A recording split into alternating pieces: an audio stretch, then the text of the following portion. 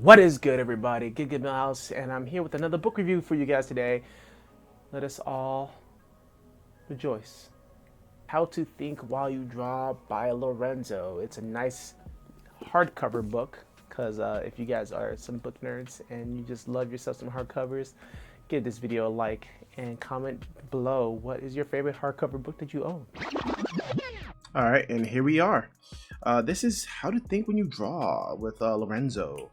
These guys are on Instagram, so you guys can always go over there and check out their stuff. This is basically all the Instagram posts they ever made condensed into a book, and they have about like 3 volumes of this so far. I believe it could be more. I could be wrong. We all can be wrong sometimes. But here is just the overlook of everything. You have the character designs, animals and monsters, vehicles and machines, elements, layouts and composition, natural world and world building. And this is basically the introduction to the entire book. But the sketches are so cool. Like, look at this. Even like the small little details here and there. Super dope. So I'm gonna get into character design. So who here has a problem with drawing shoes? I do. So there are little simple tutorials here that kind of just breaks it down so much easily, where like I subconsciously still use their method into drawing my shoes or drawing something to go with the feet from time to time. You got your hands, woman hands. If you ever watch Ethan Becker, he talks about like the common hands that people would use. These are like one of them, like relax. You always, when in doubt, pinky out, and you know, and just keep your 2 middle finger, and I forget the other finger, but you just kind of keep them together as they're like doing things. They always like stick together like best friends, and then like the pinky's kind of like free flowing, doing whatever, and the index finger can be like pointing. Yeah. So there's my little cheap breakdown on hands. So you got your noses, ears, and I used this book. I bought it like, was it 2018? And I used this book, or was it early 2019? The date doesn't matter. But I would take this book with me everywhere I went, especially when I was like heading off to work. We have a little coffee shop next door, so I'll go to the coffee shop and I would practice and sketch and learn some of these tutorials during my lunch break or before my shift starts. Got some eyebrow tutorials and faces, character shapes. These are like really useful. I feel like these are tips that we all have seen before, but it's kind of like spread out there, where in this book you have it all condensed here, which is really great, especially when it comes to like just learning how to draw like almost anything. That's what it seems like. It's like a book that you can just draw like anything. Horns is like a big part of my thing. Like, I like horns. I like to draw them on my women's, on my whammons, and this helped out a lot. Just the breaking down the horns, that makes sense. If you ever want to draw tentacles, pigs, it's like a random hodgepodge book of tips. There's a YouTube channel like that where each video, like, a guy posts, talks about, oh, learn how to draw a bird, learn how to draw basically anything, learn how to draw a flower. This is basically that, but in a book that's even more simplified. These characters are so good. I love the character and all the drawings here. All the drawings have character. And we're moving on to vehicles. And this is really cool too. Once you understand how to draw vehicles in 3D space, with a la Scott Robertson, you can take these methods and principles and apply it on top of that. So there goes your step 2, because I know, like, for a lot of us, like, yeah, well, I want to learn how to draw a vehicle or a car, but I don't want it to be like hyper realistic. I don't want it to be like a straight up model for like a BMW or something like that. I want to add trims and add all these other stuff to it, and this book can show you how you can make those details or even like is exaggerating it and making it look more of something that will fit your liking, I guess. Like if you're into the cartoony style, this is really cool. I really love this section here on motorcycles, and just seeing how the ways you can like keep building forms and adding and like just make your motorcycle as like futuristic as possible with these like wonderful shapes. Got your vintage planes. And you got the elements here. I think this is really nice, especially if you mostly use a lot of ink. Water, how it works. Oh, let's skip ahead here. Got lava. Got snow. We might run into a few bookmarks in here because there are some pages where I just like save. I need to save that. This is great. Love the smoke effects, lightning, electricity. Oh, for anyone who wants to get into animation and do like these cracks and stuff like that, I feel like this is great as well. Impact debris. Then you also got your folds and drapery. You know, the stuff that we all struggle with. Then composition. I feel like composition is like the most important thing ever that can like really bump a lot of your drawings or illustrations, or even help you develop scenes. Is just understanding like composition about the foreground, midground, and background. I try to practice this as much as I can whenever I have the time, but this helps so much. And then it can translate to like, you got the interior space here.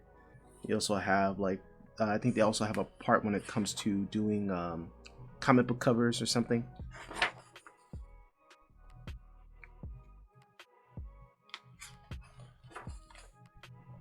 Yeah, here's another compositional thing for comics. I really love this. You got the little hourglass thing going. And see, like, just it's really just nice, just exposing yourself to all these different styles. Like in my earlier book reviews, I went over the art of Street Fighter characters, and you know, they have their own art style, and then this is a completely different art style, and I like both of them. And I think this is where you can, if you start exposing yourself to different art styles, you start to pick and choose what you like and what you want to keep for your art style. You know, like I want to see if I can make a fusion of whatever, you know. These are cool. Shadows and composition. Tony Infant talks about this a lot for his illustrations, if you're following him on Instagram. Then you got your comic covers here. Car chases. The natural world. This is also really fun as well. I did the Fang Zhu challenge where you just draw like almost every subject for like a month to get better at drawing dynamically, or to build up mileage and being able to just have a stronger drawing skill. And this just helps you simplify it when it comes to environments. Like, it doesn't have to look hyper realistic. This is something that you can just add to it. Like, you're not aiming to be, I'm not aiming to be a fine artist. I'm aiming to just be an artist that's able to draw anything that I want to draw. And I feel like these books are really, really useful for just drawing anything that you want to add to something. You know, just like, I want my character to be in a jungle somewhere, and like, here are some great examples of like what that jungle can look like, you know. Now I need something like this for digital illustration, you know, like here's how you can make this gem. This is a tutorial how you can draw it, but this is how you can apply it on Clip Studio Paint or Photoshop. You know, that would be cool. That would be like a great companion piece. If there's a book out there like that, yo, please link it down in the description below, or in the comic section. You got world building. I think this is the one that if you're a comic book artist or you're trying to create a story that looks and feels like a real world, I think these are the elements of the book where this can truly help, especially if you're coming up with messy backgrounds or you want to add materials to your backgrounds. This is very nice. Like even said, this looks boring. And then you just mess around with people's OCD and just have one of the boxes like leaning off to the side or something.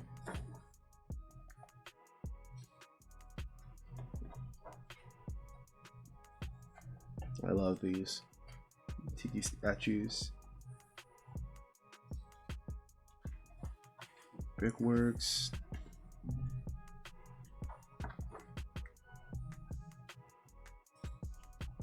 It is great. I love it. Wooden buildings, junk houses. This is really cool. I just love everything in this book.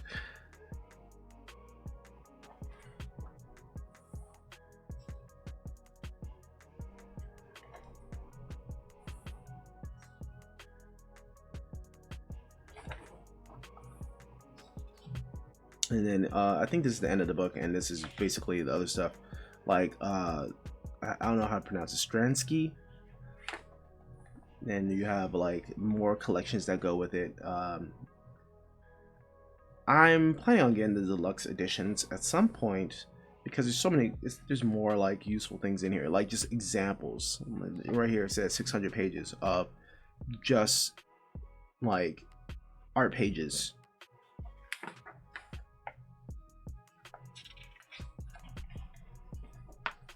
And then here you go.